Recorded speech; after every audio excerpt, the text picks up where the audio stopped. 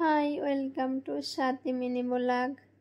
তো সকালবেলায় বাড়ি থেকে বেরিয়ে পড়েছি, কারণ আজ আমরা যাচ্ছি ঘুরতে জলিউড ফিল্ম সিটি। তো আমাদের বাড়ি থেকে 50 কিলোমিটার দূরে, তার জন্য সকালবেলায় বেরিয়ে পড়েছি। আর এখানে সকালবেলার ভিউটা খুবই সুন্দর লাগছিল।